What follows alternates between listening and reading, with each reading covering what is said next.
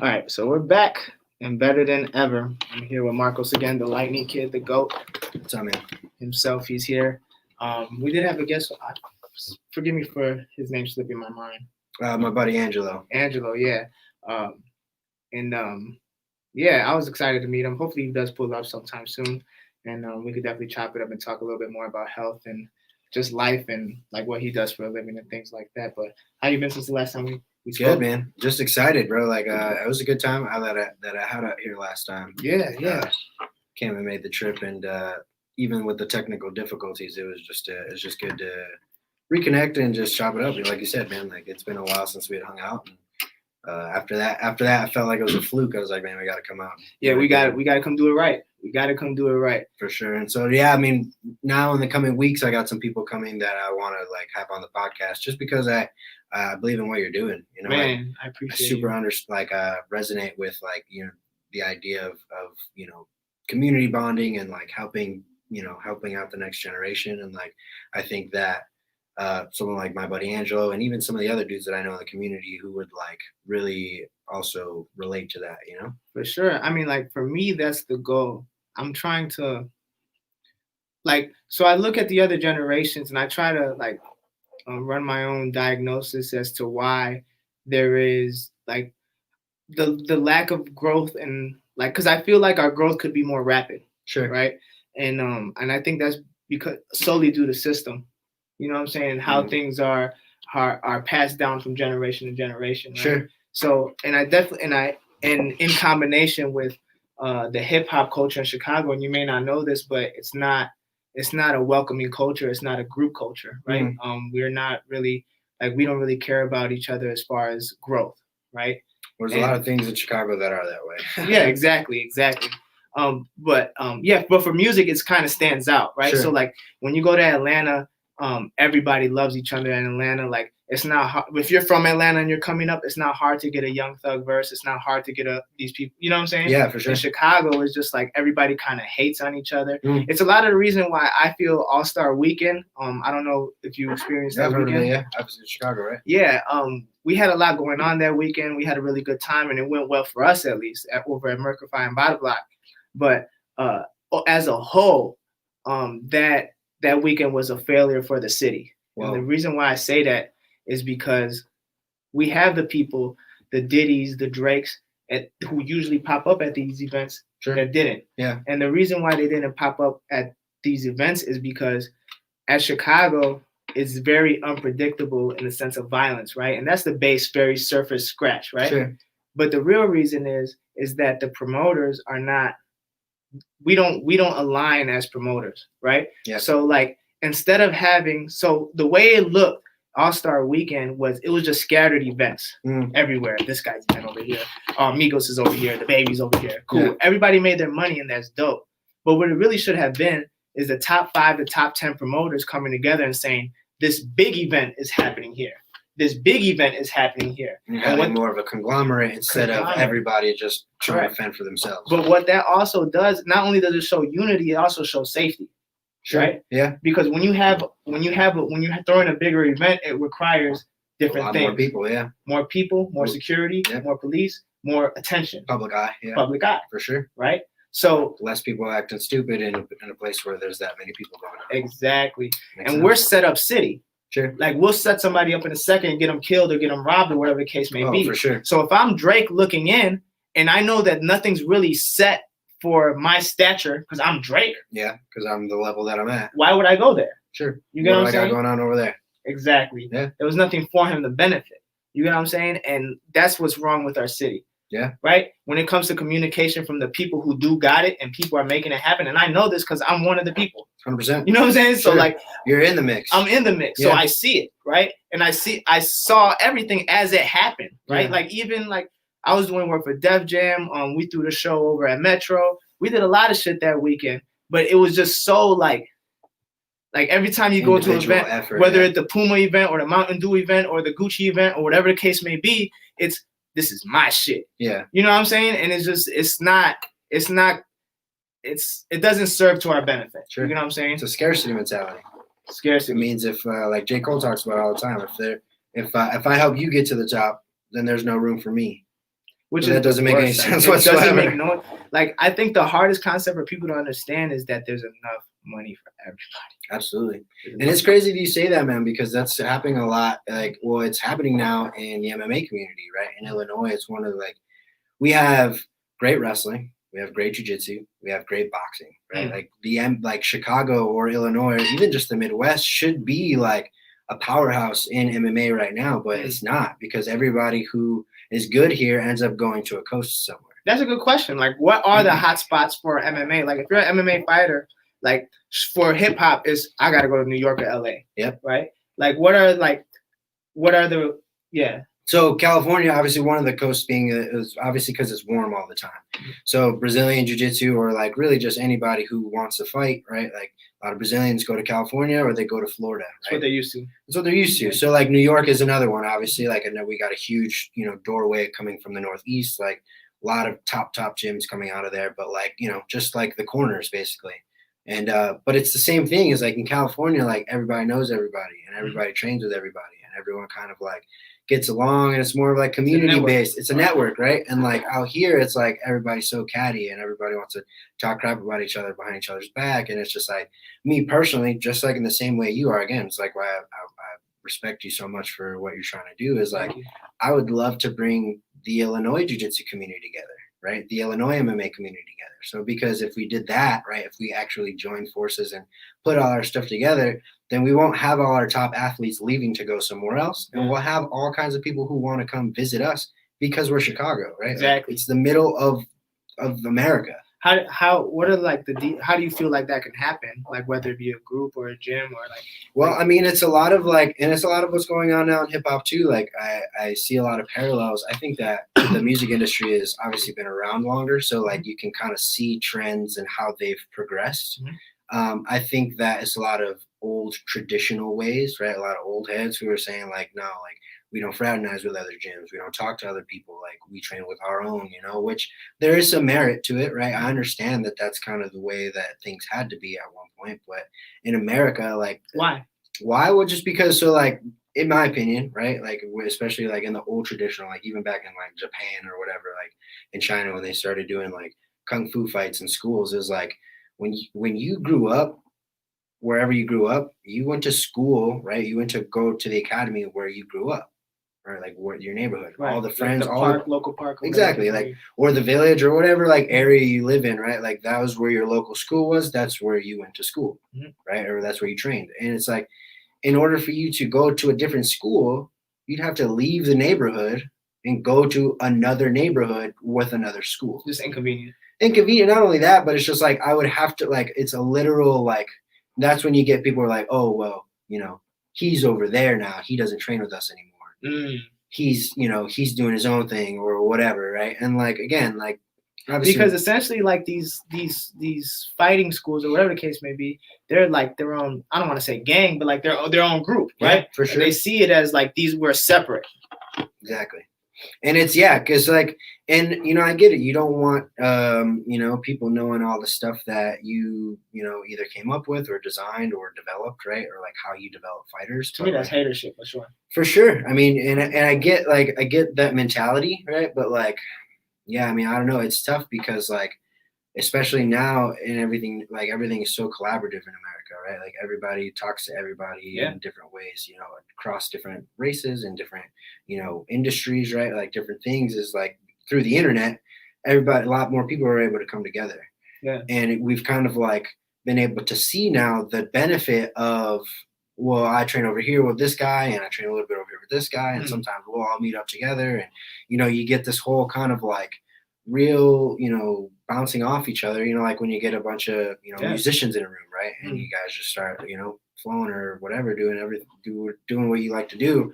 And you just, make something really cool out of it, right? What if you made like clinics? So yeah, I mean, that's definitely something that we were looking in the works of, at least with the program that I'm starting. I love that. Dude, because it's a great way to just get a bunch of people together and just, hang out and really like share knowledge, right? Make it like an open based thing, not like you're over there or I'm over here kind of thing. Exactly. Sure. Like, we're just here, we're doing a clinic. That's it. 1000%. Or like open mats is like another thing that like 10th Planet Lombard, right?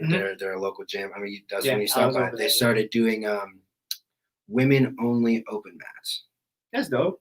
Dude, right? I thought it was like one of the coolest things ever. And it was like, it wasn't just 10th Planet people was, hey, if you're a woman and you train and you're free on Saturday, like come check us out. Come hang That's out. dope because like I mean just even the idea of like I think a lot of women going in jujitsu are kind of intimidated based off the fact like what if I have to roll with a man and it's like True. they're creepy and they're Well, it's a male dominated sport, right? And you're gonna have to at some point. At some point it's gonna kind of have to kind of go that way. But like again, having a space where it's all women and everyone, you know, no one has to worry about anything else but just hanging out and like, man, that's awesome, right? Yeah. Like for someone who's come up with that, who understands how dope that is to kind of have that space where you can express yourself in however you see fit, right? Like there's like a lot of freedom in that. And so for me, it's like, you know, the women's jiu-jitsu and women's wrestling, like all that, like grappling in general is like exploded in the United States in the past, you know, 5 years. Right? I believe it. Even the last podcast, I was saying that like it's something that I'm getting my daughter into. Yep.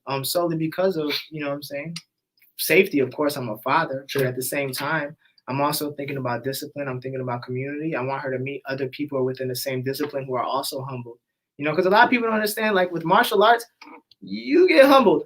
Very quickly. Humbled. Like me, like I didn't, man, I went in there and just got flexed and I felt it. And it was like a good humble though. It was like, man, I want to get back in because I want to learn how to do that. Yeah. Or I want to learn how to, you know what I'm saying? Or be able to teach somebody that, right? Like it's inspiring to me, you know? So yeah, as far as clinics go, like how is that necessary? Like, do you need certifications for things like that? Or is this something that you can just like talk to people and be like, can we do this? Or yeah, so I mean it's one of those things where like you could literally just like if you you know enough people, right? You can invite enough people, especially on Facebook. You start a Facebook event or something like that, right? Where you're just like, hey, we're gonna get this. One of the things we're gonna do is like get my dad to teach a seminar out of our school. You know, been training for 20 years, Marine Corps, 20 years in the Marine Corps. You know, he's black belt Brazilian Jiu-Jitsu. Like, you know, he taught me everything I know growing up. Like, he sounds lethal. He's Batman, almost as bad as me, but in a good way. I love it.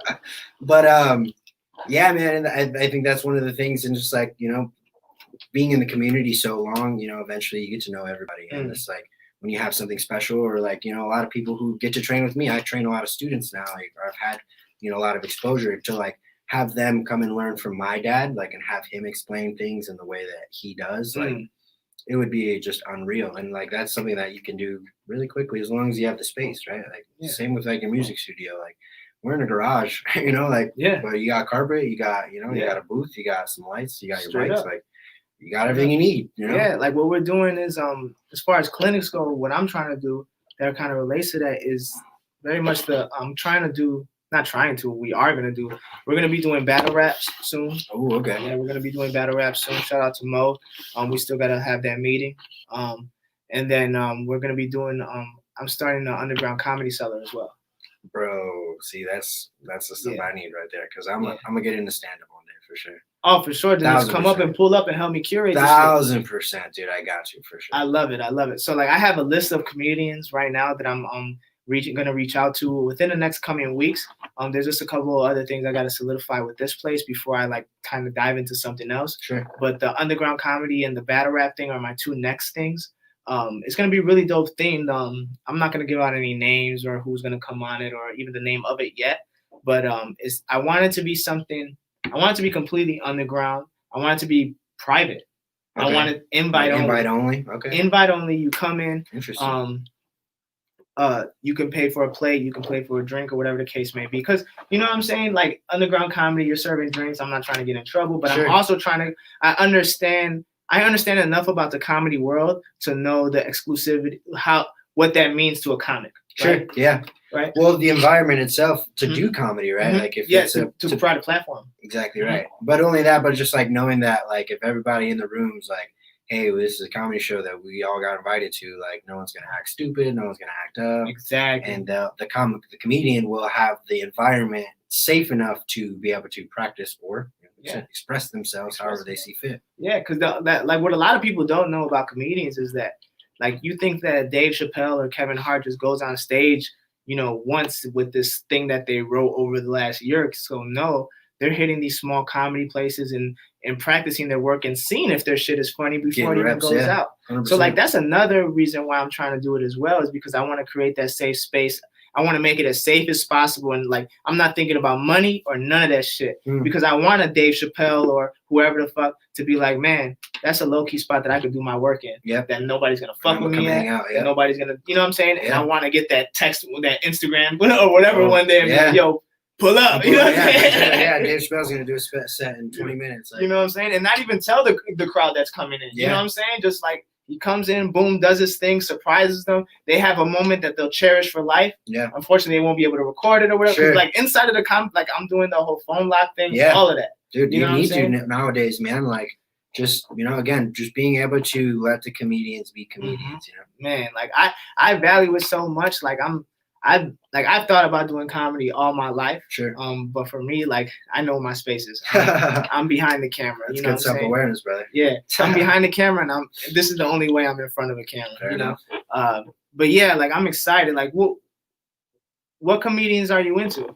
Man, so I've studied comedy for a good 6 or 7 years now. Nice. So I took a class in college. It was an English writing course, and the theme was the evolution of stand-up comedy. Oh, wow. So like the main three were like Richard Pryor, Of course. George Carlin, and Andy Kaufman. Andy Kaufman. Oh yeah, so absolutely. If you don't know who Andy Kaufman is, you don't know comedy. You don't know comedy, nor do you like have a life. You gotta go on Google, dude, Andy Kaufman. Go do your Googles, man. For sure. So, yeah. Did you see that movie? Who's playing that? Jim Carrey. Jim Carrey. Jim and I, or Andy and Me. Oh my goodness, dude! That documentary was one of the perfect person. Oh yeah, for sure. But that whole method acting idea of just like really immersing yourself into the character, and like the part where he talks to Andy's illegitimate daughter as Andy. Like what? That was crazy. Like so. Like did you remember that? Yeah, part? I seen it. I couldn't even believe like that movie was that changed that not I'm gonna say changed my life, but changed my perspective on comedy and art within itself, right? Sure. Because you have the Denzel Washingtons, the Will Smiths or whatever, and they use the same methods in weird ways, right? Like you have Will Smith, who actually sent his son to Japan for 2 months before doing the Karate Kid so he can immerse into the lifestyle and things like that. I think that if musicians did that a lot more, you know what I'm saying? I think that we'd get a lot more vulnerable or detailed art, right? Well, less like, garbage, right? Less fillers. Exactly. For sure. So but yeah, so that's that Andy Kaufman. Go. Shout out to Andy Kaufman. But keep on what you were saying. No, but yeah, I mean, like, they talked about like Andy Kaufman, who had, the very obscure comedy, like, the really offensive stuff, like where he talked the bit where he'd like wrestle women on stage and stuff. Like he's like very like out there, but like in a way that people are like, yo, is this guy seriously like doing this? And it's just like, this is a hack, dude. Like this is what he's doing, and like you either are like really shocked by it, or like you're just like, yeah, for sure, man. And then you had like the George Carlins and the Richard Pryor, who brought like storytelling and breaking down the fourth wall and like talking to people in the audience and changing it up from like the old school like exactly like the Rodney Dangerfield this girl told me to come over because her parents weren't home, and I came home and nobody was home. Like Richard Pryor brought a lot of like, I don't want to say vulgar, but like he brought edge. For sure. Well, he also like kind of like spring rocketed or like springboarded like the black community, and he was talking about a lot of things that was going on in the hood. Obviously he was a crackhead for a while, like how much money he made as a black actor, starting himself on fire, like trying to pat himself out. Like, dude, that was insane. And people were like, yo, what is this guy talking about? They were like, their brains were being blown apart because this guy was just like putting it out there like that.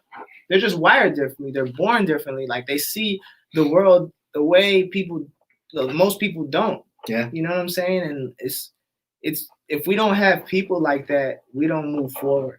Yeah. Right? Well, we don't get to talk about things that make us uncomfortable. And like, because like laughter is kind of a way that we can all kind of like throw it in the middle and be like, oh, okay, we can kind of like, not normalize it, but just like, oh, okay, yeah, that is uncomfortable. We can laugh about that. And you as a fitness guy knows that growth is uncomfortable. Oh yeah, for sure. Growth is Absolutely, yeah. uncomfortable. If you want to get better, you want to progress as a person or a bodybuilder or as a society, right? You got to kind of put that stuff into the mix. And it's those people like a lot of people say this all the time that comedians are the spokespeople of that point in life. 100%. Right? Yeah.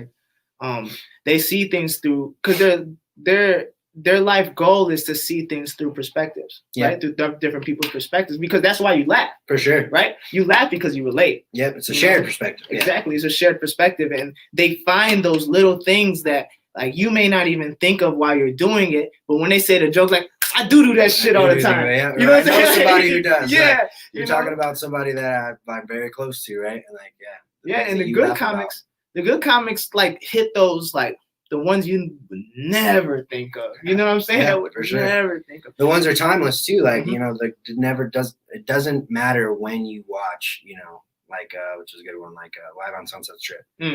It's funny. Like it's gonna be funny no matter what. It didn't really age all that well, right? Like in today's society, but like what he talks about is timeless, you know, like getting his heart broken or like, you know, like all kinds of stuff. Like you could watch that at any period of time and be like, yeah, that's relevant. Timeless pieces, man. For sure. Timeless pieces. That's like any artist. You guys gotta push that out your way. My bad. That didn't work out like I thought it would. Oh, no, you're good. We'll just put it over. You see a cable? Don't worry about it. Don't ask any questions. Don't ask any questions. This isn't your shit. No, but with comedy, man, I lost my train of thought. But let's just change the conversation. Sure. Did you see Bill Burr's monologue? His last one? The one on SNL? Oh, on SNL? I didn't get to catch up with that one yet. But I heard his episode on SNL was top-notch. He was talking about just his thing, like what makes it like he's just honest. He just tells white women to shut up. That's really what he said. That's really was the the moral of the story. The moral of the story, man. I love Bill Burr. Bill Burr is, Did you see his last special, Paper Tiger? I don't know the names of them and I don't know the years, but I've watched most of them on Netflix. The one that he just put out the most recently is called Paper Tiger. That's not the black and white one, is it? No, it was the one after that one. The one after that. Yeah, he did it in London, England. So like I do know that he one. left America to do it. Man, he did not hold back. I remember that one. He did not hold back. I remember that one. And that's for me, like that's like the thing that I love most about comedy is like people saying things that you're not supposed to say. Those are the things that are the funniest, right? Yeah. Like when you get caught talking in class and your teacher yells at you and you start laughing harder because you know you're not supposed to be laughing and you're trying to like hold it in. It's just like, dude, don't laugh. If you laugh, you get in trouble. And like that's what comedy is. It's like them saying things. You're like, oh man, I shouldn't be laughing at that, but it's a lot of the reason why like South Park just went crazy because at that time like censorship was a huge deal with Eminem and like everything that was happening at that time. Not the FDA. What's the not the FDA, right? Or what's no, that's the food. The FTC. The FDA is the Food Drug Administration. Yeah. The FTC. Yeah. Because the FTC won't let me be. Yeah. They like what was I trying to say with that? Well, like the like South Park blowing up. Right. Yeah. South Park. Yeah. Just I remember like when I was a kid, cancer used to be a joke. Oh yeah, do you remember that? Or the R word. People used to be able to say the R word like whatever, like all the time. Yeah, I can't even say. I still slip up every once in a while. Sure. You know what I'm saying? I don't mean it. Like I don't mean it at all. It's not something that you say towards people who are that. Yeah, for sure. Yeah. But it's like sometimes it slips because some things are that. Yes. Some things are that. Why can't some things be that though? I don't know. 2020, man. It is what it is. You caught the debate?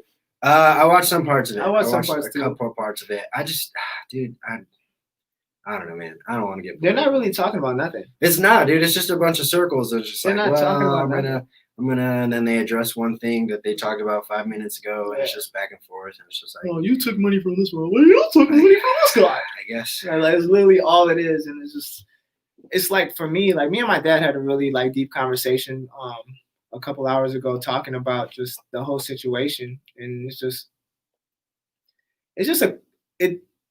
politics has turned into the entertainment industry, and Sure. To be a politician, retweets and viral Yeah. videos and who's relevant on social media. So let me ask you this before we cut into Yeah. it, because I'm interested to know. Obviously, sure. you're of Puerto Rican descent. You Yeah. know, I'm of Hispanic descent. I'm Yeah. mostly Hispanic just by like appearance, right?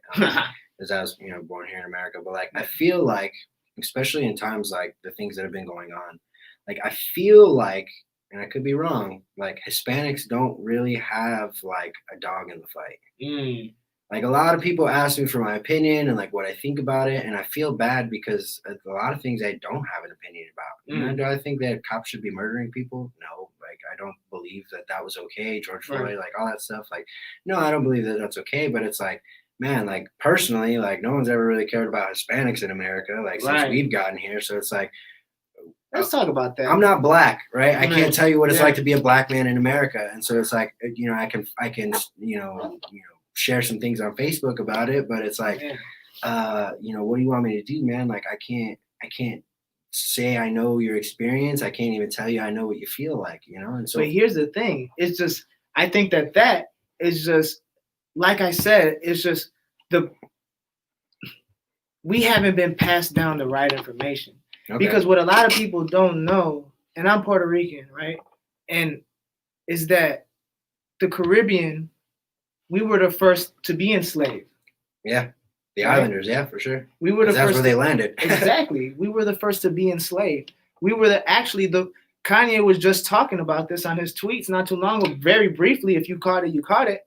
That we actually had the first revolution against the Spaniards. Right? Yeah. And there are videos of Hispanics, Mexicans, Puerto Ricans, whatever the case, being hung and lynched as well with black people. Yeah. Oh, for sure. Black people were the majority. Right?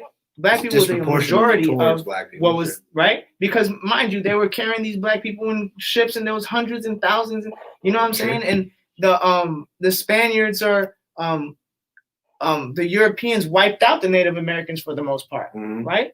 Or mixed with them, basically, made Mexicans. That's how we got around here. Exactly, right? It was the raping and pillagings of the native Tainos that makes Puerto Ricans, right? Yep. And the fact that with the rebellion, they wiped out most of the men, so they didn't have nobody to man the crops. So they brought Africans over. And they started kind of mixing. And then that's how you have Puerto Ricans, right? Sure.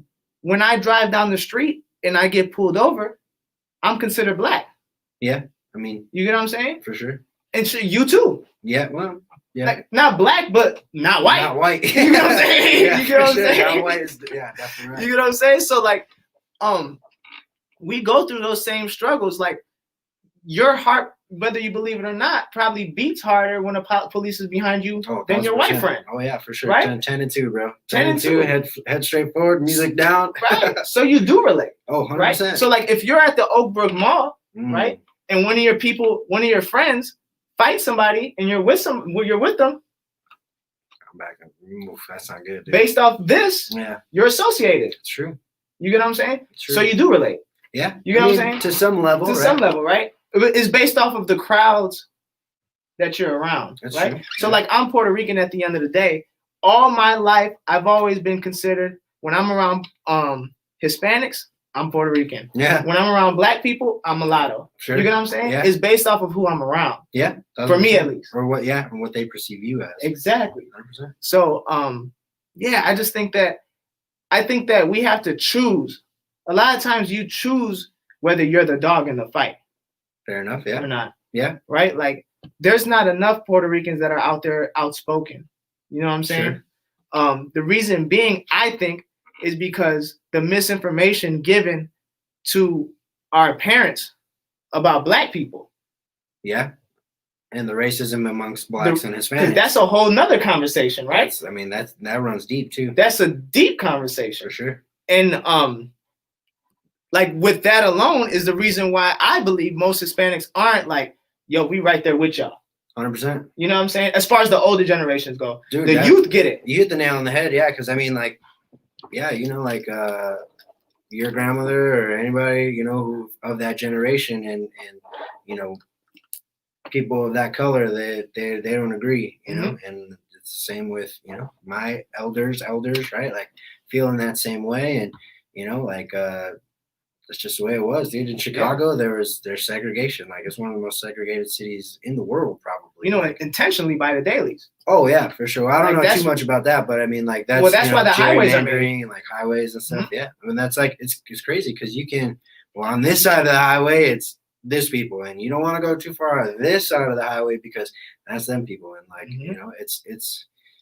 I don't know, man. It's good and bad. Like, I don't want to say that segregation is good, but it's like, man, like Chicago is made up of so many different cultures, neighborhoods, like Humboldt Park, right? You got all kinds of good Puerto Rican food, right? You go down south side, you got all the Mexican food, right? You got like, you know, Chinatown. Like, even though there wasn't, you know, even though a lot of that stuff was, you know, the dailies, you know, trying to make things happen, like it made a lot of things. Kind of like there was positive that grew out of that, right? Like the flowers growing through the sidewalk kind of thing. Like, so I don't know, man. I it's hard to have compassion and to like be compassionate, I guess, if that makes sense. That doesn't make any sense. That doesn't make any sense. It's all right. We'll cut it out.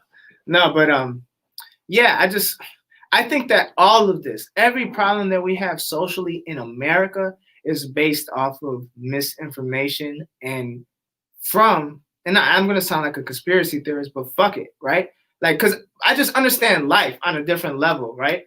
Like, if you're in a government, right, and you're running a government and you're running multiples of millions of people, right? You have to, there have to be ways to keep people on one accord. At the end of the day, a law on a paper is not going to do it. Sure. Just because somebody says that you can't kill somebody, people still kill people all the time, right? You know what I'm saying? What I'm trying to say is that, like, it's more than just a paper. Yeah, it's the media. It's what they want, right? Sure. So, like, it kind of relates to what I say about coronavirus in that viruses and pandemics are now going to become a trend because it's a new way to make money. I see it as the government found a new hustle. Sure. Right. Whoa. Okay, we found a new way to make to push money over here to the pharmaceutical companies. Right. Yeah. Okay, cool. That's so. Whenever we need to bail them out, let's throw a pandemic over there. Boom, boom, boom. Mass sales go up. Everybody goes to the hospital. They make money. Medicine, all that. Boom. Or a hurricane for housing, or you know what I'm saying, insurance. Like there's some. I see it as an American hustle. That's not to say that coronavirus is fake at all. I don't believe that. But I'm saying that doesn't mean that the government is not using it to their advantage and will use it to their advantage in the future. All they got to do is put a marketing plan on a disease and now it's popping. You know what I'm saying? Yeah. Like they could say tomorrow that Ebola hit. We have no choice to believe that shit. Sure. You know what I'm saying? Yeah. We have and then zero everyone starts choice. eating salad or those E. coli. Right? You know what I'm saying? Whatever it is, right? Yeah. Like I think that the government controls us in every level, and they'd be stupid if they didn't. Yeah. And I know that because I'm a business owner. Sure. I'm a marketing guy. Yeah. You know what I'm saying? I manage people. Your audience, yeah. You have to capture. Yeah. Right? And if you're the United States of America and you have trillions of dollars to your disposal, I could throw $500 million over here to influence the West Coast on this. Yeah. Right? I could throw $200 million down here to influence this. I could throw, you know what I'm saying? Yeah. So I just see it as just like at the end of the day, I feel like people just have to be their own people, if that makes sense. They have to control and make good decisions and what I'm saying, research-based decisions for themselves. And if everybody did that and was completely honest with themselves, but that's a perfect world. Right? I was about to say, man, that's a perfect world. A lot of people got to do a lot of work. A lot of not work. Willing to do. Exactly. But that's what leaves us vulnerable to a government like that. Yeah, just with it's like because I was just watching TV the other day. It was I forgot what show it was. You ever see that show Blackish? Love that ABC show. 7. Man, it was. He's go. I forget his name, but he's go. Hilarious. I watched it for the first time the other day, but they were talking about like one of the sons or whatever. He got like expunged from like the voting list, and he's like super confused as to why this happened. And it's just like, dude, the government is willing to remove rights from you just because if you don't think about them, like then you won't go back to like exercising those rights. Yeah. Like we go out like, well, if you don't register to vote and you found out that you've just been removed from any kind of list and you're not really involved, and it's just like, well, all right, that's a vote that doesn't get counted, and it's a vote that we don't have to worry about. Yeah. And that's scary, dude. But And then this mail-in shit. Yeah. Like that shit. I mean, again, dude, I don't know anything. We're going deeper and deeper into things that I don't know anything about. I could see how that would be problematic, right? Like in the last debate, he was talking about like whether it was true or not, but like, you know, post offices getting paid off and all the tickets being like dumped. Like, and you're not just gonna tell me that shit's gonna work. I'm sorry. That's true. I'm an adult. Like, I know probably as much as you know about the same thing. I'm just a common sense guy. Mail-in ballots do not make sense. I know. Look, I'll tell you personally, right? So when Obama got elected the second time, when he was going against Mitt Romney, me and my business partner Andrew, we didn't have a business at the time, but we were working at the polls. We were just trying to find any hustle, right? Sure. And I will tell you, the 16th district in Chicago, they ain't count our votes. We had about 15 to 20,000 people pull up to where we was at. Yeah. And I promise you, those votes weren't counted. Whoa. Do you know why? Because there was no organization. The people that were putting shit in the slots, the people that were running shit, it was not the people that they're hiring to running shit was the same process in how they hired me. Just kind of like, hey, you want to work here? Pull up. Run up. Show up from this time to this time. Bro, like I was taking orders from a lady in the IV. Oh man. You know what I'm saying? Like in a wheelchair for real. Like she just needed the extra money. She didn't give a shit. Yeah. You get what I'm saying? It's scary, dude. So like when I see mail-in ballots, I was like, oh my God, they don't even gotta be there no more. It's over with. Yeah. You know? Yeah. And then like just the common sense of that, it doesn't make sense. And now I'm the last political thing I'm gonna say before we jump back into life. Let's do it. What was it? The Russian and Iran apparently are already hacking voting registration lists. I mean, yeah. So it's like, you know what I'm saying? It's like the damn Ruskies. That's who it is. Either way, I mean, but at the same time, they could not be doing it, right? Yeah. Like even if they're not, just the fact that that's said now just leaves the room for, like, now I don't believe it. Yeah. Like, I know my vote doesn't count no more. You guys are just deciding whatever the fuck y'all want. Sure. Whoever that person is, whoever that group of people is, like, whatever that is, Illuminati or, you know, sitting in that dark, round table, conference table. But, like, that shit, like, that's why it's hard to just take seriously. It's just hard to take seriously. That's all it really is, sums up to. It's just hard to take seriously when nobody else is. Yeah. And it's difficult because, like, you know what, like, and here's the thing, here's my stance is like, there's, you know, people out there who are really affected by, you know, the things that go on in the election, whether they're business owners, whether they're teachers, whether they're, you know, police officers. Like, there are a lot of people who, you know, are affected by this, or, you know, the amount of taxes they pay or whatever. Like, I get that. But, like, for me personally, like, I spend time, I've shifted all of my efforts to be in places where politics don't exist, where race doesn't exist. Like on a jiu-jitsu mat, fighting, like, dude, it doesn't matter what color you are. We all got two hands, we all got legs, we all got head, we got ears. We breathe oxygen. We can. You train, I train. We can do this. And if you come in with that, I'm superior because I got this skin color shit, you're gonna humble. That's why we say humble. You get humbled.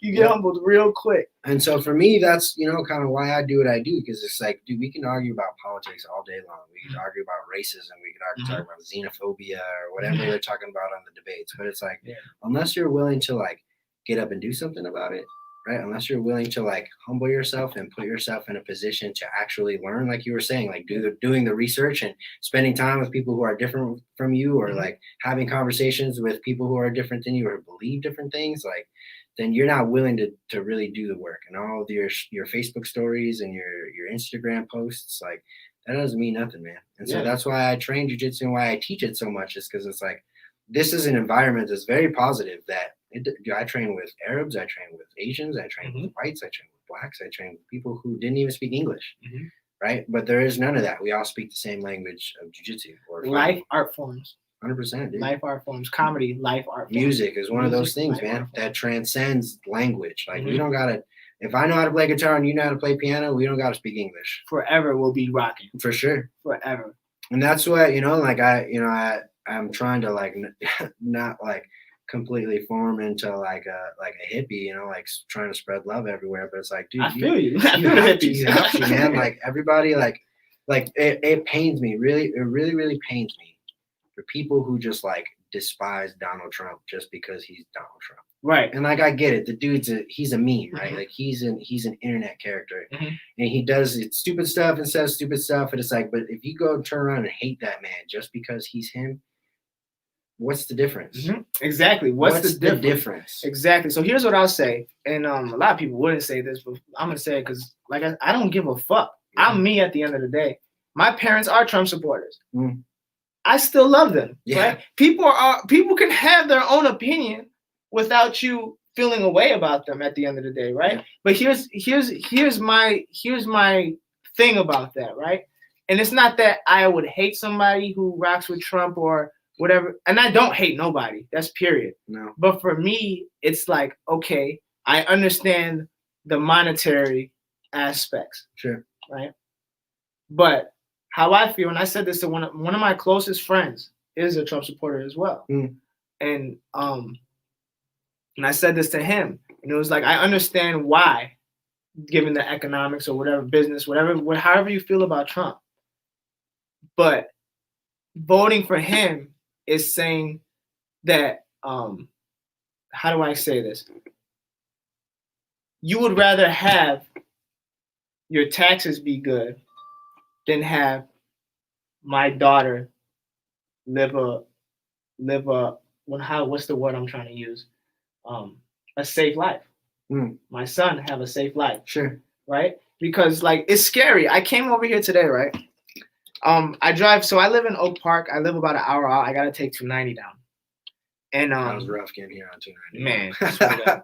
But never in an election have I seen a motherfucker wrap their car with a presidential candidate's name and have American flags, and you could guess what candidate I'm talking about, Absolutely, right? Yeah. On their pickup truck, yeah, right? And I'm seeing it's a gang of kids around my age in that car, driving, music loud, all of that. Yeah. And I seen a sheriff drive by them, and I seen a detective drive by them, right? Yeah. And I'm not saying they're driving like they were ignorant, sure. But they were being very like. They're drawing. We would have got pulled over. Is my sure. point. Yeah, they're drawing a lot of attention. They were drawing a lot of attention. Sure. You get what I'm saying? And it's just like you're voting for him, knowing the detriment of us. Sure. Right. Knowing the results. Knowing the effects. Sure. That it gives on brown and black people. Sure. You get what I'm saying? And like for me, I don't necessarily. I mean, of course, we need the economics to be good, all of that. But I feel like we need a little bit more of a social president at this time because the people are very sensitive. Sure. The people are very emotional. White people too. Yeah. You get what I'm saying? Yeah. Like we need, like, I'm not saying the next president got to be black, purple, whatever the case may be. We just need the next president to be considerate of everybody. Fair enough. You get what I'm saying? Yeah. In the way that they speak. Because you got like literally the most powerful man in the world is saying on Twitter. Things. Yeah, on Twitter doing all kinds of craziness. Right? Yeah. And it's teaching my daughter that you don't have to have control. Sure. You can do what the fuck you want. You can just say whatever you want to whoever. You know? Yeah. So that's how I feel about it. Yeah. Now, like I said, I don't hate nobody. Like that's still my best friend. Sure. You know what I'm saying? But at the same time, that don't mean I don't think about those things. Absolutely. You know, so that's another concept I want to talk about. So because we're going to go off politics now. Let's do it. Life is gray. Gray? A lot of gray. Life is fucking gray. A lot of people like to believe that life is black and white. I could still have a best friend, you know what I'm saying? And disagree completely what he, you know what I'm saying, what he believes in. Yeah. You get what I'm saying? I could still love him. Yeah. You still feel what I'm care about saying? that person and still want them to succeed and do well. I can be mad and happy at the same time. It's an interesting feeling, but yeah, I get it. You get what I'm saying? Like right now, you could be going through hell right now. Sure. You know what I'm saying? But you're here, you're kicking it, you're talking to me nice. Yep. Right? Yep. Life is gray. Yeah. And it's just like when you pulled up. Shout out to the biggest producer in the world, Slow Beats. Yeah, we were just listening to some of the songs after the podcast. We're gonna go over some shit and go crazy. Shout out to Juice WRLD, Legends Never Die. Yes, sir. That's another. What's up, bro? Yeah, so this is Marcos. We're in the sure. middle of a podcast right now. Slow just walked in. Marcos, Lightning Kid. I don't know if you don't have any background on him. Really humble, great. We worked with each other a while back. He does MMA stuff, so he kind of inspires me as far as the fitness stuff goes. And hell yeah, that's what's up. Yeah, Appreciate that. Hell yeah. So we're just here talking about life and hanging out, and like we've never we've known each other, but we've never got deep with each other. You know what I'm saying? So now I look up to him as far as like a person too. You know what I'm saying? Hell yeah. So now we here. Yeah, and it was one of those things like you mentioned the last time. It was just like we didn't work at the same location. Like we didn't really have jobs that really even interacted with each other. It was just kind of one of those things that happened in passing, and as I was just one of those, mutual. We just kind of caught that's one of the benefits of social media, right? 100%, yeah. Being able to stay connected to people, or just admiring people from a distance, like people that you came across, and it's like, hey man, that dude is always a stand-up guy. Like I'd love to support him, or in every which way. Like this social media thing, like you said, man, it's like it's free. Like nobody's charging for this stuff. And not really, but you ever seen the documentary Social Dilemma? So I watched the beginning of it. I had to turn it off because I was like, all right, it's a little much. It's a little much, but I get it, dude. I get it. I think that it's dude, I can't stop. I can't go longer than 2 minutes without staring at my phone. Yeah. Like I'll look at my phone to see what time it is, and then not even see what time it is, and put my phone back down. That's not creepy to you? Yeah, no, that's creepy, dude. Bro, it was just. We just started recording. It was tracking. Yeah, we're talking about social media. We're talking about. What's going on, dude? My friend, he said Donald Trump, and he was talking shit about him. And literally, when he said the negative thing, this said, huh? What? I swear to God. I swear on everything I love. It's been more. It's like you would say if it was a coincidence if we were just talking about cats. Sure. Yeah. You know what I'm saying? But every time we're talking about something political or you're talking social media, something that's big business. The ears are like, yeah, it's trippy, bro. It's trippy, bro. It's bad, dude. And it's like, I don't know, man. Like, it's crazy how without it though, what am I supposed to do? How am I supposed to get where I'm supposed to go?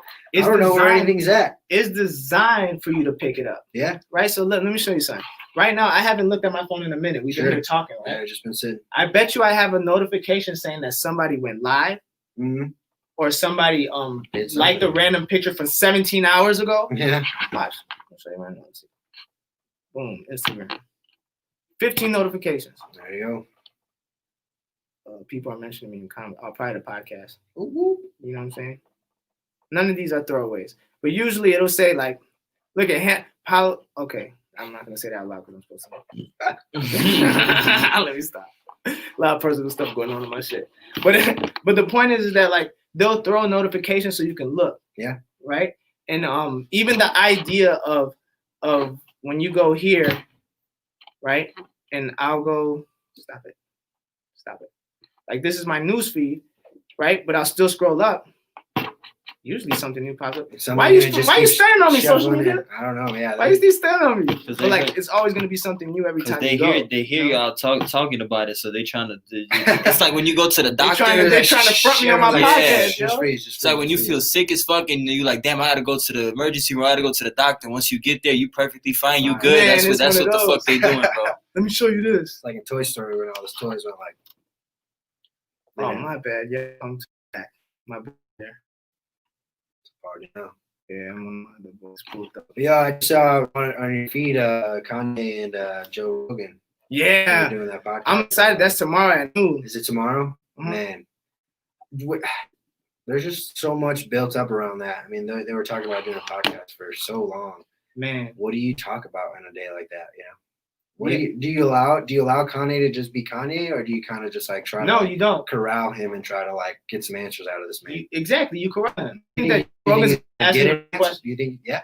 Because I think Joe Rogan, mind you, this guy has been talking for hours, for years. For a lot of people. You know what I'm saying? For a lot of people. Just like you said, the more people you experience, the more you embed yourself in life. If that's a weird way. Yeah. And like I think that Rogan understands personality, and I know this because I watched Joe Rogan religiously, right? Yeah, a lot. I mean, I've You know watched what I'm a saying? lot of his.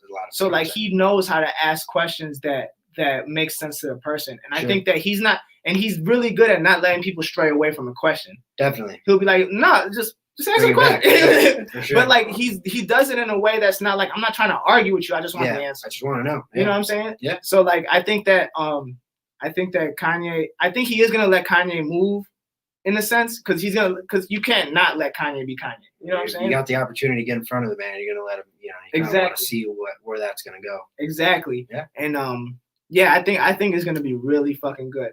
I think that I would have let him design my set. Is that what he did? Yeah, like like the whatchamacallit? Yeah, earlier this week, Uh-huh. he was like, he can do it, and I was what the fuck was the tweet? Do you remember, Slow? Mm-mm. He said You no, talking about Kanye tweeted. or- He said I'm gonna jump on Joe Rogan's podcast. He's gonna let me design the set. You know what I'm saying? I don't have a problem with that. And it sounds like I got a problem because I just over explained it, but like I don't know. I just feel like you coming into my world. Just come into my world. Yeah, just don't make in. it. You don't have to make it your world everywhere you go. Fair enough. You know what I'm saying? Like, and that's the only reason why. Like, of course, I love his design techniques and all of that. Like, Sure. It's Kanye, bro. Like, he made the Yeezys. He made genius, Jesus yeah. walks. For You know sure. what I'm saying? Like, Same guy. Same guy. You know what I'm saying? So, like, as much as I would love that, I just feel like you're trying to step into my space and take control. Or, I mean, you could look at it through the perspective of like he just wants to make it comfortable for him. Sure. But that's a little extra. You know what I'm It saying? is, Bring yeah. a blanket, bro. Like, what you doing? You know what I'm saying? Be comfortable. You know what I'm saying? Like, I don't know. Like, bring whoever you want. You know what I'm saying? But I think it's gonna be good. I'm excited to see the topics that they talk about. I do think they're gonna talk heavily on mental health. That should be talked about, especially as far as Kanye goes, because Joe Rogan, he's talked to a lot of psychiatrists, therapists, like professors, and scientists. And here's the thing: he doesn't just talk to them; he hangs he can hang in conversation with them. For sure. You know what I'm saying? So like, I think that Joe Rogan has a different perspective on life. Yeah. And he's not gonna try to talk to Kanye in the sense to get something out of him as like a rant. Yeah. Like he's gonna try to get what he wants. Just like have the conversation that he's trying to have. Yeah. Exactly. So I'm excited about that. And I hope Kanye opens up and don't do no Kanye stupid shit. Yeah. You know what I'm saying? I hope he just honest, just be 100% honest. Like, I'm gonna be honest, bro. I like Kanye and we don't know each other personally. Like, he knows of me, you know what I'm saying? But I grew up on Kanye. Yeah. Like, and I'm a music guy for real. Yeah. You know what I'm saying? The College Dropout was the first album I ever listened to in life. You know what I'm saying? Yeah, like my mom was bumping that on the way to Smith Park while we were going to floor hockey games and shit like that. Yeah. You know what I'm saying? So like, and I caught every album. I caught every song. You know, I know the meaning of everybody, all that shit. You know what I'm saying? And it's like, I've seen him grow, but I've also seen him manipulate, right? And like, if you look at, I feel because I'm a kid from Chicago who wanted to be him at a certain point. Sure. You know what I'm saying? And you're a producer, so you probably got. I'm talking to Slow right now. You probably feel, and that mic is on if you ever want to speak. He was a god to me. Oh yeah. You know what I'm saying? Like a real life god. Like not God, but like he was a god to me. Like he was like the god of music. Yeah, for sure. Like when I say that, I felt that. Yeah. You know what I'm saying? He was like one of the first people to where like before even the term like GOAT was a thing, like that's what he was. That's what he was. He was portraying himself to be, yeah. Yeah. For sure. And like, and I'm speaking as a kid from Chicago. You know what I'm saying? If you listen to the song Homecoming, he talks about just that. Classic, dude. You know, what he say in the city? You left your kids. And they want to rap. They want to rap and make soul beats just like you, but they just not you. And I just got through. What he say? Talking about trying to do just not new. Yeah. You know what I'm saying? Like, I'm one of those kids. The game figured out all wrong. You know?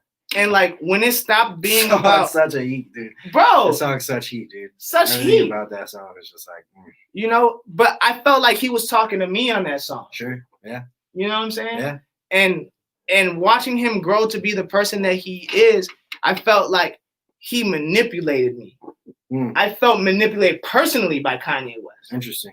I don't hate the man. I still love the man. I listen to his music, every drop, all that. Yeah. But I do feel like he manipulated me as a person because, like as a fan, you mean? As a fan, as a creative, as a kid from Chicago trying to get to where he is. Gotcha. I feel like he manipulated me. In what way though? Like, in the way that like he comes from Chicago. He gives this whole Chicago back thing. You know, I'm coming back to Chicago. We're gonna go crazy. Yeah. We're gonna uplift the community. We're gonna all the shit that I stand for that I do. You know what I'm saying? Like he's the reason why I'm wearing this shirt on some real shit. Sure. He's the reason why like I speak freely and I do what the fuck I want. Yeah. You know what I'm saying? He inspired that, yeah. For real. And like he doesn't mean that shit. And I realize that. And that's why I feel like I've been manipulated. I feel like I'm lied to. You know what I'm saying? Because he's chasing something that he will never achieve. You know what I'm saying? What is that? He wants everybody to love him. That won't ever happen. That's never gonna happen. Sure. You know what I'm saying? And it's like I don't know, like I have a deep, like I could go deeper into this and I'll go hours talking about this shit just because like with Ye it's a different.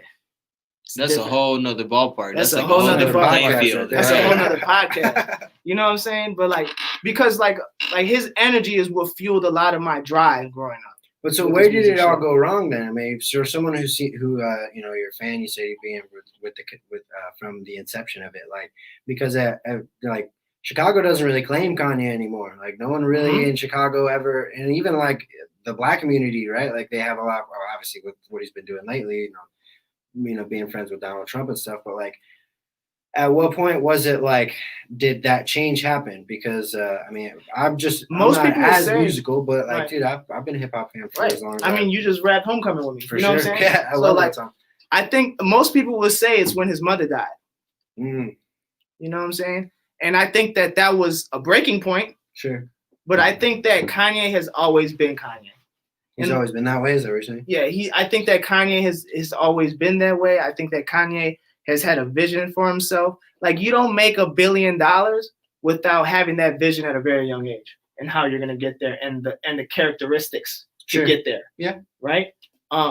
I mean, of course you could slip up and you know what I'm saying? And like you could run into like a coding or make a social media app, whatever the fuck. Yeah. But in the way that he made it, right? And I think that he's just always been like that. Like this is not gossip, this is just shit that I heard, right? Not shit that I heard directly from people, right? When I was going into when I started engineering, I went to the school called Tribeca Flashpoint Academy. I don't even know if they're still open, whatever the case may be. But I go into orientation. Me and my mom takes me, walk the bam. She's like, let's go down. Like I said, let's go walk the Michigan Avenue or whatever. We go walk Michigan Avenue. It's this guy named Payroll. Rest in peace, Payroll. God bless Payroll. He passed away like a couple of years ago. But he was always on Michigan Avenue passing his mixtapes. And he drew to me and he like really good guy. But his situation was what song was that? Jay-Z Blueprint. Let me pull it up. I'm just gonna show you. Fuck it, I'm just gonna show you. What song is it? I gotta pull the album up. That's why, because I want you to hear this. I want you to hear this, and then where are you at? Where the fuck is it? Take over the rule is back. All I need, renegade. Never change. Here's never some change. Results from the web. Shut up. Never change, Jay-Z.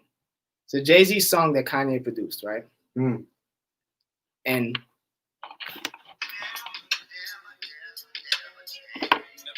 hold on.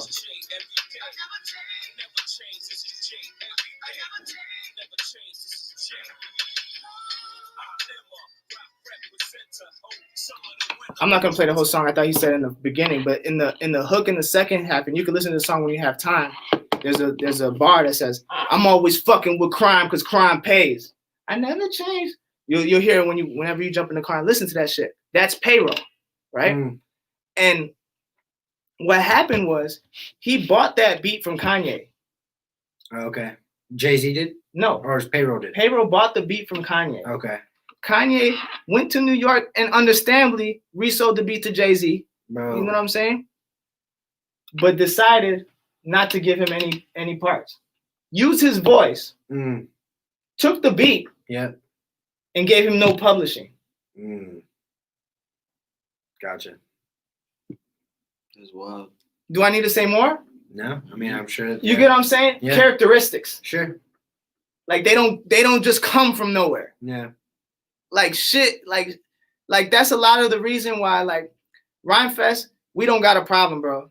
You can hit me up anytime, anything you need. You could reach out to me. We don't have no problems. And I had to say that before I start this next thing. Sure. I used to be a member of Donda's House, Kanye's organization, right? And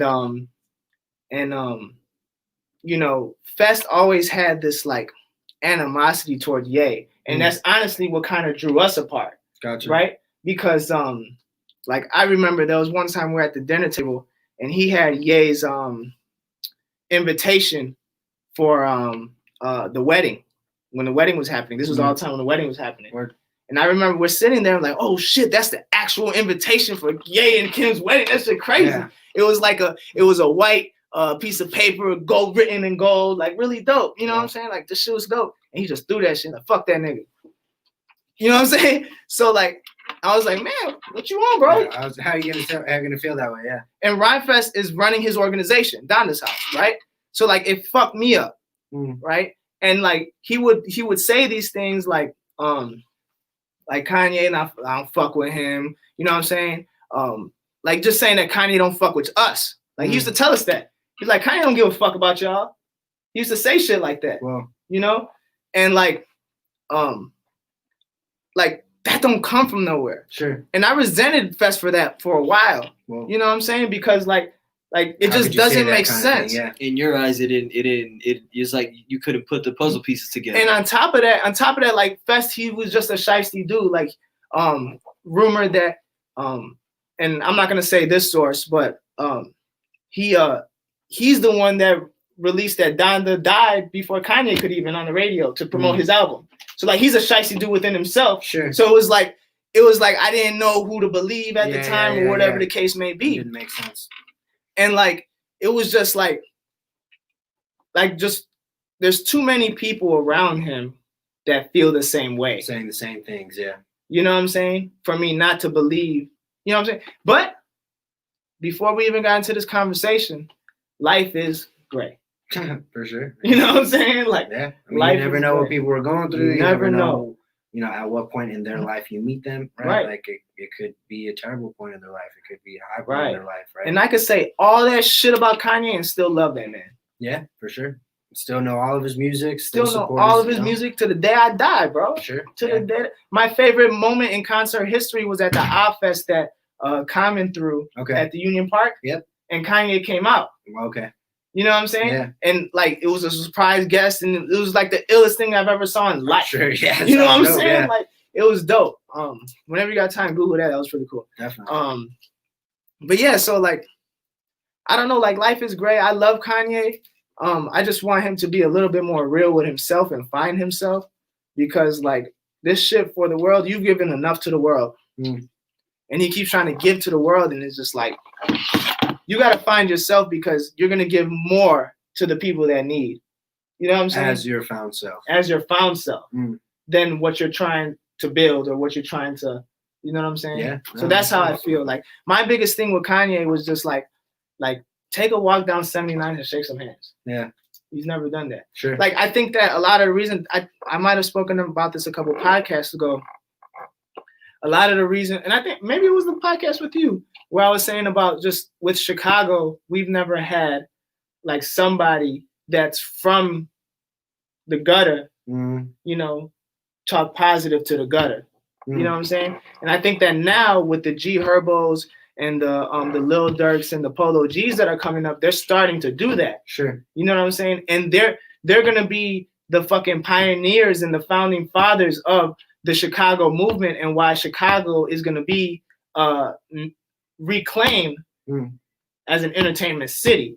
A lot of people sleep on Chicago, but Chicago was the first Hollywood. For sure. People do not know that. All the movies, Paramount, all those big companies that you know, they were based in Chicago.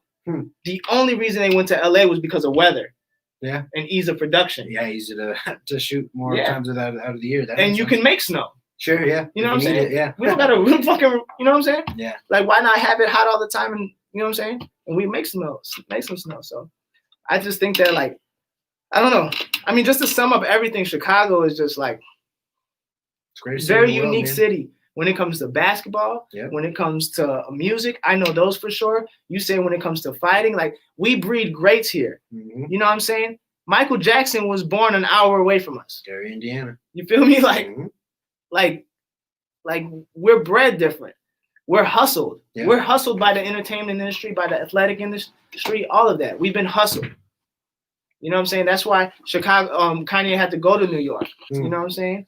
Anybody from the Midwest. That's why they got to go to LA. Go somewhere else. Yeah. Fuck all that. We got to bring that shit here. That's what By the Block is for. We're going to have film studios. We're going to have recording studios, podcast studios. We're going to have community centers where people are going to learn jujitsu. People are going to learn how to make music. People are going to learn how to be behind the camera, in front of the camera, whatever they want. We're going to start breeding our own and keeping that shit here. We're going to start building this city up. We're going to start caring for each other. We're going to start loving each other, putting each other on. You know what I'm saying? That's what By the Block is for, and that's what we're going to do it. Well, shit, we're doing it. You know what I'm saying? We're real life doing it. We got some announcements that's going to come real soon. We got some real announcements that's going to come real soon. Like, you talk about By the Block, we actually buy in the block. Like, we real life buying the block right now as we speak. You know what I'm saying? And it's just like, I'm excited for the future, bro. Me too, man. I'm excited for the future. That's why I'm here, bro. That's why, you know, like, everybody wants to be great, you know, and you gotta kind of just flex with what you were given. And, you know, again, just like I said earlier, like, I admire what you're doing here. I admire your vision, right? Like, it's bigger than just money. It's bigger than even just your family, right? It's not like you're just trying to look out for your own kids, but, like, you know, the kids and your kids' kids and your kids' kids of your homies' kids, and, like, you know, all that stuff. Like, that's what we need more of, I think, in within the Hispanic community, within American communities. Like, yeah, man, I think we gotta cut the hate, man. Just cut it all out and just stuff, man. It's really hard. For me, I just want what I never had. Sure. Right? Like, I never had, like if I was born in New York, I would be huge right now. Reason being is that I can go down the street and go to Universal Records. I could run into that executive at any moment in time. Sure. You get what I'm saying? Yeah.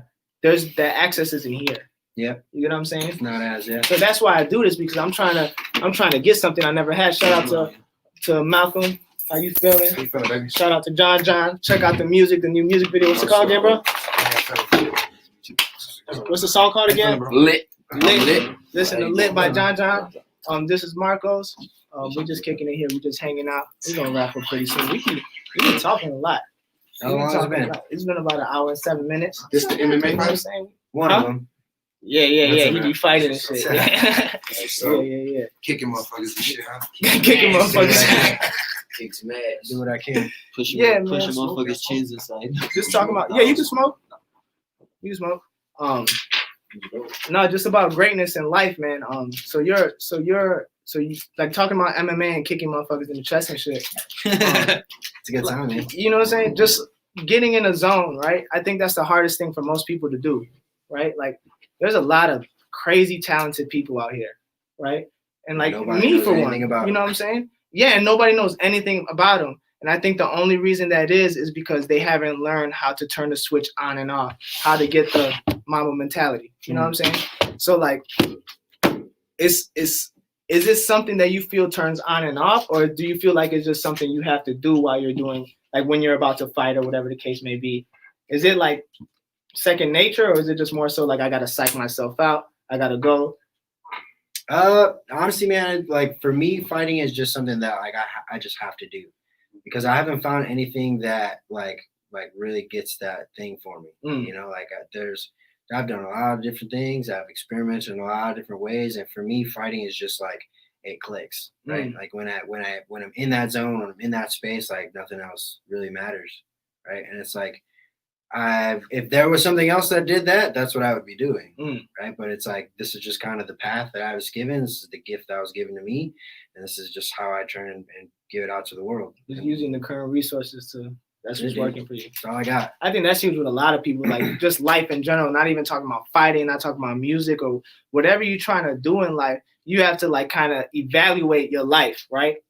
And then see like what resources have been given to you, Got to right? take stock, Growing up, right? For sure. Like for me, like my father was always in the cars. Yeah, I'll grab him and knock on shit.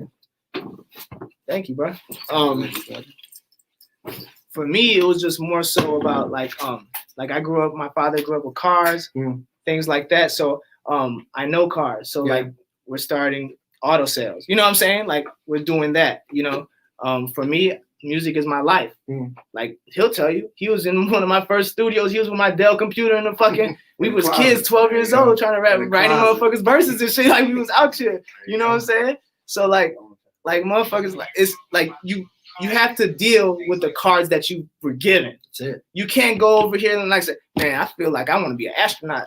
You know what I'm saying? At 22 years old, you could do that. Don't get me wrong. Like anything can happen. Space you know Force. what I'm saying? It's just Space Force. Shout out to Donald. That guy's stupid. Sorry. No, but like if you're trying to succeed in life, you have to deal with the cards you're given, whether you were born with $0 or $1 million. You know what I'm saying? And you can't blame a rich person for being rich. You know what I'm saying? That's just the hands they were dealt. That was just the hands that they were dealt. Mhm. You know what I'm saying? So I guess that's like my formula. You know what I'm saying? For sure. Yeah, I mean, for me personally, like I'm just now getting to a point where I'm getting to like really fully like develop myself and really pour into, you know, this thing that I really like, you know. And it's like it's difficult to get to that point sometimes because, you know, we feel like we've been given this thing, like we feel like we've been given this whatever, like that we're supposed to kind of like, you know, draw out and flesh out. But it's like there's a lot of things that are telling you that that's not what you're supposed to be doing. Right? There's a lot of things that tell you that music is not the most stable career choice, right? Like there's a lot of people telling you that, you know, getting punched in the face for a living isn't a good way to make money, right? Like there's a lot of people telling you that, right? And then plus you know, you got a daughter, you got a family now, you got cars, you got bills, you got real estate you're trying to like upkeep. Like, you know, the more and more the things start to stack up, the more and more music starts to become like, well, man, I haven't got paid in a little while. Maybe I gotta go get a job,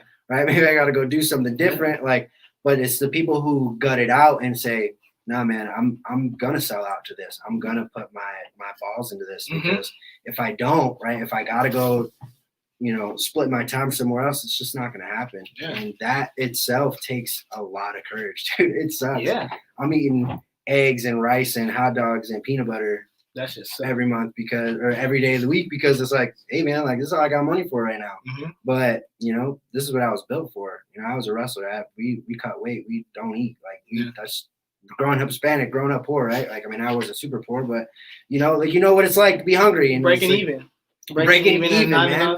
And it's just like, well, hey, this is reality of the situation, and you know, some people they're not made for it, bro. They gotta go sell out to some company. They gotta go work for, you know, some corporation doing sales or whatever because that's just they feel more comfortable doing that. They feel comfortable with the check on the 1st and the 15th and, you know, benefits and dental and stuff like that. Like that stuff seems really important, but it's like, man, I'm killing myself for this job. And if they fired me tomorrow, they would have another guy before my seat got cold. Exactly. But what you do different is that you make yourself an asset in given that you train. Right. And I'm saying that to say that like a lot of the reason why I'm able to do the things that I do today is because I realized very early that I had to find a trade in what I do. We gotta create value. You gotta make yourself have to create value, right? So for me, audio engineering brought the money in. At the time when I started audio engineering, nobody was thinking about. People started thinking about audio engineers when 40 came in with Drake. Nobody give a fuck about an audio engineer before 40. Am I right? That's facts. I was fucking with audio engineering before that. Sure. So I was getting in rooms like, oh, you an audio engineer? We need you. Because nobody was thinking about that shit, right? And that's what got me into a lot of the room shit. To this day, I suggest people, like, if you're a producer, learn how to engineer. Because that's what's going to give you your money, and that's your master key. Sure. Like, motherfuckers need an engineer because nobody wants their music sounding like they recorded from the fucking phone. You know what I'm saying? Well, that's the So, science behind the art, right? Right. Because you got to bring those two together. Right. The science behind the art. And I love that you said that because, like, if you're just here rapping all day and you're trying to put your music out, you know what I'm saying? Or you're just here producing all day and you're sitting in your basement, it's like you're not, there's too many people doing that. You got to set yourself apart, and you also have to make money for your family. Yep. You know what I'm saying? So, like, for me, engineering it just made sense for me at the age of 17. You know what I'm saying? So I went to school, and then once I did that, that's what got me my internship with Spike Lee. You know what I'm saying? And I was his personal assistant for a minute because I was an audio engineer. Yep. And I just had the balls to walk up to him and tell him, give me an internship. You know what I'm saying? But you know what I'm saying? And so like it was because of like just the tangible things, you know what I'm saying, that I could prove that I could do. Yep. That got me into the rooms. And had you not made those investments early on, exactly, you wouldn't even been. I would have just been a random kid from the city, like, can I have an internship? You know what I'm saying? Yeah. So like it just you have to make it make sense. Yep. That's the biggest thing. You have to make it make sense. I tell my daughter that shit all the time. You just make it make sense and you're gonna be good. True. Make it make sense to enough people and you'll be good. That's all it is. So I mean, yeah, man. What's next? What do you got going on for you just in training mode? Just training mode, man. Yeah, I mean, so I just started recently, like we were talking about last time, started a jiu-jitsu program out of my training partner's Taekwondo school, champion Brazilian jiu-jitsu. Right. There you go. It's just, and that's my new baby, man. It's just gonna like pour into that community, and just the same way, you know, like with what we do anywhere else, man. We just go and we train and we put it in there, and the results speak for themselves. Yeah. You know, they're very receptive to real stuff. Yeah. Right? Just like you were sharing your music earlier, like people are receptive to stuff that hits different, you know, like stuff that they've never seen before. Yeah, and that's what we're working on. Like, let's talk about like King Mother's project a little bit more. Like, and because we got Slow here, he's producing. Yeah, he's helping. Man, that was good stuff. Which one did he show? He show showed you? me a couple of different tracks, like Okay. a couple of different pieces of stuff, and it's just like with what he was trying to communicate, with what he said that you're trying to do versus what I heard, right? Mm-hmm. Like that's a huge disconnect, right? A lot of people are like, oh, I want my music to be this. I want it to affect this, and then they put out what they put out, and it's just like Yeah. a little bit of a gap, right? But like from what he was saying he wanted to do to what he showed me is like that's it right there. That's what you described to me, and it's what it came across as to me, and it's like that's it, bro. Yeah, worldly music, man. We're focused on worldly music. We're trying to touch people in Russia. You know what I'm saying? For real. Yeah. So like, but like part of that is just like what we also realize is that attention span is very low. You know what I'm saying? So like with our strategy, what the new hot viral thing, right? Yeah. So like in executive producing this project, I got really damn on you. Y'all got lighter on you? Thought I had one. Got one. I got one. You got one, cool. So like, with this album, like I do a lot of thinking about it and how it's gonna be presented, and I don't think a lot of people do that with their art, and like they just kind of make it like this is what it is. You know what I'm saying? And I'm really trying to focus on how it's presented and how people hear it and how people are gonna stay attentive, right? Mm-hmm. So, my thing is jazz. I'm not a big jazz fan at all. Fair enough. But because I study audio engineering and I have to take theory classes, I understand jazz. Yep. Right. And given the reason why people love jazz so much is because you can't predict what's about to happen next. Right. You got a guy just going crazy on the trumpet, whatever the case may be. Right. So that was my formula with this album is to kind of create not regular music. Unidentifiable music. Hook, Yeah. verse, hook, verse, right? We go more so, we'll start off with a bridge, then go into the verse, and then do a hook, and then go back to another bridge, and then do another bridge, and then another bridge, and then a hook, and then you know what I'm saying? Yeah. So like we're trying to make it so that it's unpredictable. That's the biggest thing for us, right? But also creating just good fucking music. Yeah. Music Right? people just want to listen to. But like making sporadic like bridges and hooks is harder than you think. You know what I'm saying? Couldn't Like even tell you the that first shit is thing. harder than you think because you'll throw it just to make it sonically make sense is hard. And then that's why like Slow is here and just the like what he brings to the table musically, you know what I'm saying, helps me a lot so that I don't have to think too much about the technicalities and I can think solely about like just the view of the product. Yep. You know what I'm saying? And I think just us in combination with Smooth and KP and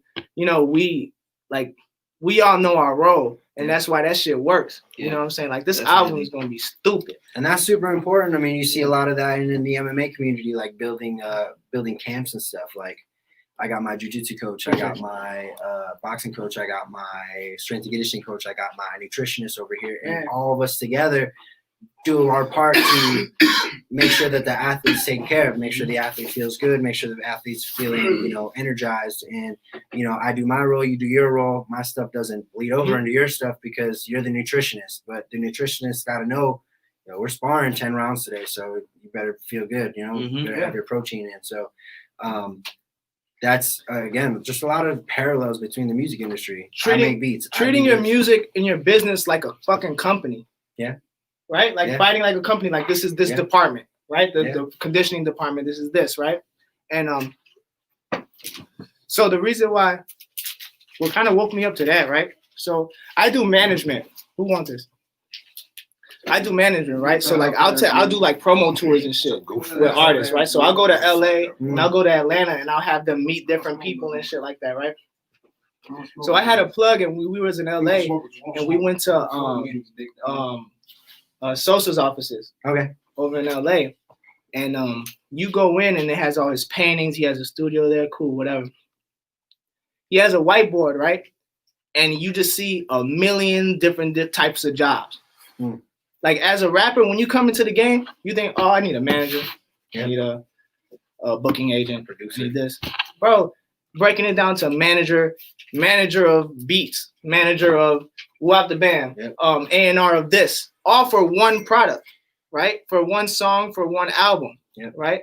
And that woke me up to think like, man, I got to start treating my music, my artists more like corporations and having more people involved and being okay with other people's opinions on that art, right? So, shit, that's how I was coming at it, man. For sure, man. I think that's the way it has to be. I think one of the things that like I took away from working at Tesla, like when we worked together, was being the idea of like being your own boss, right? Which is super corny. Everyone's like, be your own boss. But if you're not taking all the precautions, right, to believing that whatever it is that you're doing isn't like a corporation, Noel Incorporated, Slow Beats Incorporated. If you're not actually like taking that seriously, dollars in, dollars out, the inventory of your time, what you're spending your time on, right? Like if you're not actually taking that into account, bro, it's going out the window. It's time slipping away, money slipping away. Because it proves that you don't take it seriously. Yeah. So how is anyone else going to? Man, 1,000%. We'll wrap it up with like take your music seriously. Yeah, man.